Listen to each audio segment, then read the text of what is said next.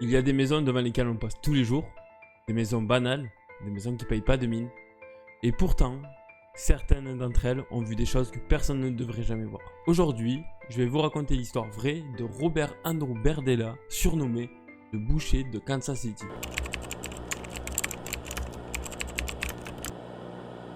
Robert Andrew Berdella naît le 31 janvier 1949 à Cuyahoga Falls, dans l'Ohio. Il est fils de Robert Andrew Berdella Sr.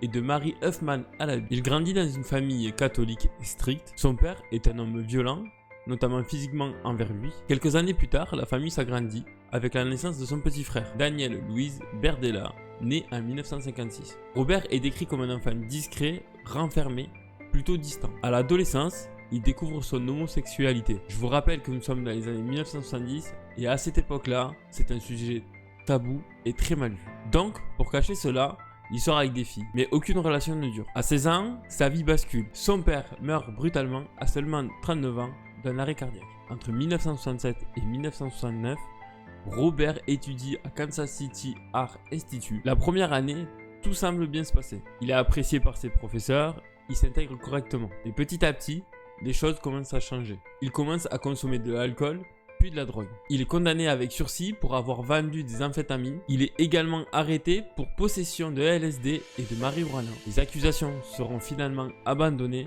pour manque de preuves. C'est aussi à cette période que certains comportements inquiétants apparaissent. Robert commence à torturer des animaux, des canards, des poulets, même un chien, et personne ne s'inquiète vraiment.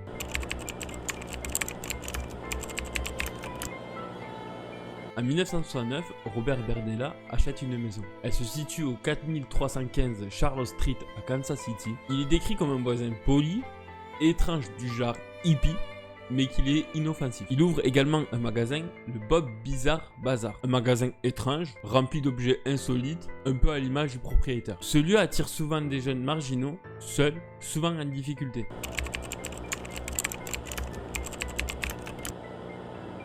Christopher est un jeune homme d'une vingtaine d'années. Il se prostitue pour subvenir aux besoins de sa famille. Il vit de rencontres anonymes, souvent dangereuses. Un jour, il fait la rencontre de Robert Berdella. Robert l'invite chez lui, une maison, un client, rien d'inhabituel. Christopher entre donc dans la maison du 4315 Charles Street. Robert proposa de monter à l'étage où il y avait une télé et un canapé confortable. Au moment où Christopher passe devant lui, Robert l'assomme.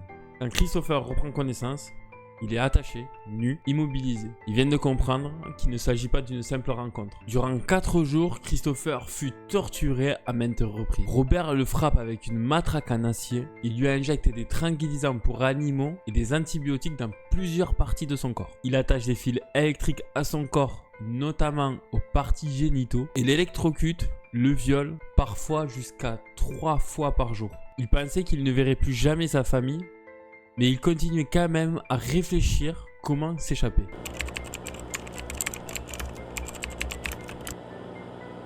Ce jour-là, Christopher va faire quelque chose de différent. Il va obéir, coopérer, bien se comporter. Alors, Christopher lui demanda 2 choses. La première, s'il peut regarder la télé. La deuxième, s'il peut avoir une cigarette. Robert accepta pour le remercier de sa coopération. Mais ce jour-là, Robert, plus distrait, fait 2 erreurs. La première, il serre moins fort les liens des mains de Christopher. Et la deuxième, il laisse un paquet d'allumettes sur le lit. Robert part travailler. Christopher, seul, attend, monte le son de la télé. Pas de cri de Robert. Alors il attrape vite le paquet, il craque une allumette, puis une autre. Il approche la flamme des liens, la douleur est intense, mais les liens brûlent. Christopher se libère, il ouvre la fenêtre, il saute du 2e étage et se blesse à la cheville. Le voilà dehors, nu, blessé, recouvert de bleu, avec un collier de chien autour du cou. Il court jusqu'au voisin le plus proche, mais celui-ci ne le fait pas rentrer, mais il appelle quand même la police. Donc 2 unités de police arrivent sur les lieux. Une reste pour interpeller Robert, et la deuxième repart pour avoir un mandat de perquisition. Robert fut arrêté à son retour, et il s'ensuit 5 jours d'enquête. Ce qu'il découvre dépasse l'entendement. Une maison insalubre, une odeur forte et des crottes de chien à même le sol. Il trouve du matériel médical, des produits chimiques, des électrodes, un lit de torture fait maison, mais surtout 357 photographies de 23 hommes différents. Des photos de victimes, certaines encore en vie, torturées, violées et d'autres décédées. Robert Berdella y notait tout comme un journal intime. Les doses, les réactions et les effets sur le corps. Dans le jardin, ils retrouvèrent un crâne humain et des morceaux de vertèbres. Le reste des os avait été jeté dans les ordures ménagères.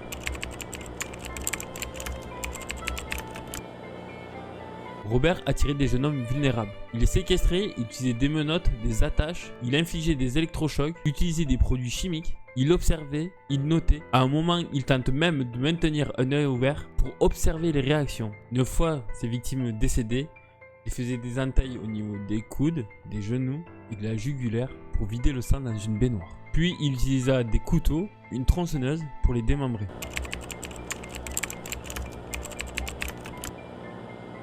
Robert avoua les meurtres et les tortures de 6 jeunes hommes entre 1984 et 1987 pour éviter la peine de mort. Jerry Howell, 20 ans, drogué par Robert Berdella le 5 juillet 1984. Robert Sheldon, 18 ans, fut torturé et drogué pendant 5 jours. Mark Wallace, 20 ans, drogué et assassiné le lendemain. Walter James Ferry, 20 ans, décédé par asphyxie le 27 septembre 1985. Todd Stoops, âgé de 21 ans, torturé et drogué pendant une semaine, décédé d'une hémorragie due à une rupture anale. Larry Pearson, drogué, torturé pendant 6 semaines, décédé par étranglement. Pour lui, ces meurtres étaient des accidents. Quand il parlait de ses victimes, il utilisait le mot Playtoy. Il est condamné à la prison à vie au pénitencier d'État de Jefferson City dans le Missouri. Il meurt en détention le 8 octobre 1992 à l'âge de 43 ans d'une crise cardiaque.